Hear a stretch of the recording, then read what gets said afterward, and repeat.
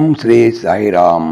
శ్రీమద్ భగవద్గీత 7వ అధ్యాయంలోని 25వ శ్లోకం గురించి ఈరోజు తెలుసుకోబోతున్నాం. సాయిరామ్. భగవంతుడు గత శ్లోకములో తన యొక్క వాస్తవ రూపం ఎటువంటిదంటే అవ్యక్తమైనదని, ప్రపంచాతీతమైనదని, నాశరహితమైనదని, సర్వోత్తమైనదని తెలియజేశారు. భగవంతుడు ఒక చిన్న దేహమైన తలంచేవారు అవివేకులని కూడా తెలియజేశారు. అయితే ఈరోజు తెలుసుకోబోయేటువంటి 25వ శ్లోకంలో ఏ కారణము చేత జనులు పరమాత్మను తెలుసుకొని లేకున్నారో, ఒకవేళ తెలుసుకొనను సామాన్యమానుగా నమ్ముతున్నారు, ఇక్కడ విశదపరుస్తున్నారు. నాహం ప్రకాశ సర్వస్య యోగమాయా సమావృతః మూఢోయం నాభిజానాతి లోకో మామజమవ్యయం.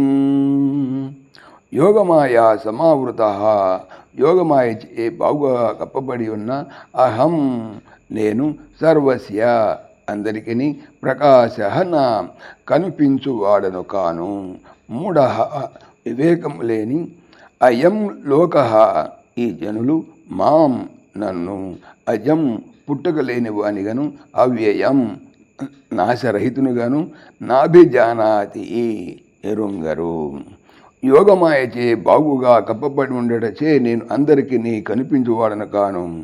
అవివేకులకు ఈ జనులు నన్ను పుట్టుక లేని వానిగాను, నాశరహితునిగాను ఎరుగరు. భగవంతుడు సర్వవ్యాపి అయ్యున్నచో అందరికీ ఎందుకు కానరాడు? సర్వజనులను ఏలవారిని తెలుసుకొనజాలకున్నారు అనే ప్రశ్నకు ఇతర సమాధానం చెప్పబడుతున్నది.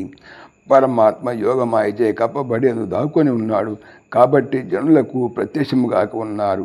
ఎవరా మాయను వివేకాదులచే ఛేదించవైతురో వారు భగవంతుని ప్రత్యక్షముగా కాంచగలరు.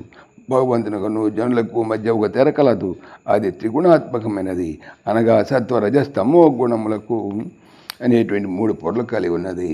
సాయిరామ్. జై శ్రీకృష్ణ. ఈ ఛానల్ సంబంధించిన పూర్తి వివరణ డిస్క్రిప్షన్లో చూడవచ్చును. జై శ్రీకృష్ణ. ఓం దేవకీ నందనాయ విద్మహే వాసుదేవాయ ధీమహి తన్న కృష్ణ ప్రచోదయాత్. ఓం సర్వం శ్రీకృష్ణార్పణమస్తు. జై శ్రీకృష్ణ. జై జై శ్రీకృష్ణ. ఆత్మీయులకు మనవి, ఈ ఛానల్తో పాటుగా భగవానుడు అనంత మహిమల శ్రీ సత్యసాయి అనేటువంటి మరొక ఛానల్ను నా చేత చేయిస్తున్నారు. దీనికి సంబంధించిన లింక్ డిస్క్రిప్షన్లో చూడవచ్చు. సాయిరామ్.